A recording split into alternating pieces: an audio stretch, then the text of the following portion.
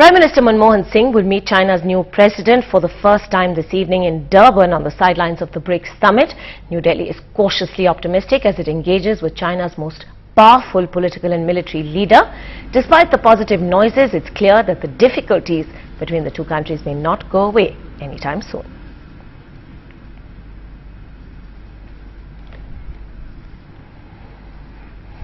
This will be Prime Minister Manmohan Singh's first meeting with the new Chinese President Xi Jinping and will give him a chance to assess just how the new leadership in China wants to steer the relationship with India.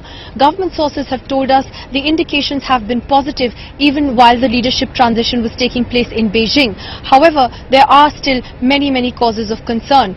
Just ahead of coming to Durban, President Xi gave an interview to a group of editors where he outlined a 5-point formula, a 5-point principle with which to improve relations with India. But he also said that the boundary dispute would be one that would not be easy to resolve, and interestingly also talked about accommodating each other's core concerns.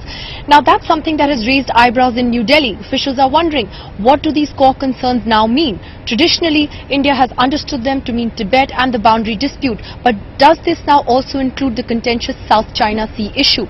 In the last few weeks, in the run-up to this meeting with Dr. Singh, we've seen conflicting signals from China. We've seen the Chinese taking over a strategically important Gwadar port in Pakistan. We've seen the Chinese informally trying to block India's membership at the Nuclear Suppliers Group in informal discussions that took place and calling for parity in South Asia, in other words, a reference to Pakistan.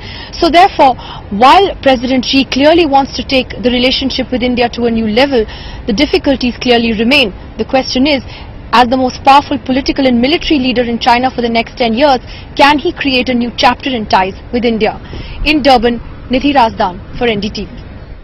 Prime Minister Manmohan Singh said that the BRICS summit had helped explore new areas of interactions between the different countries. He also said the BRICS Development Bank had opened the doors to new possibilities of cooperation. The BRICS Development Bank initiative has opened the doors to new possibilities of cooperation.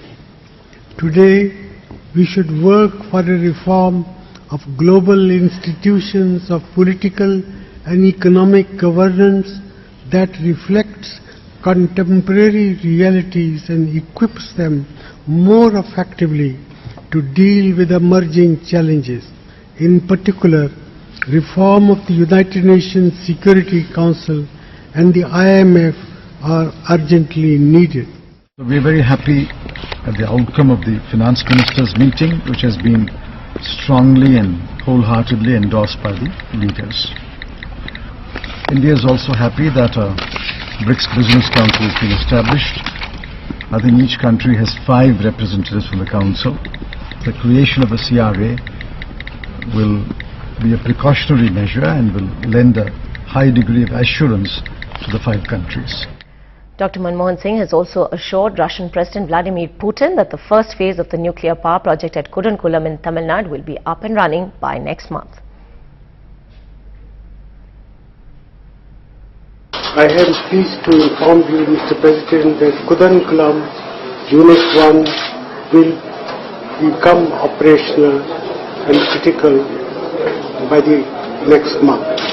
And as far as Unit 3 and 4 are concerned, we have secured all internal approvals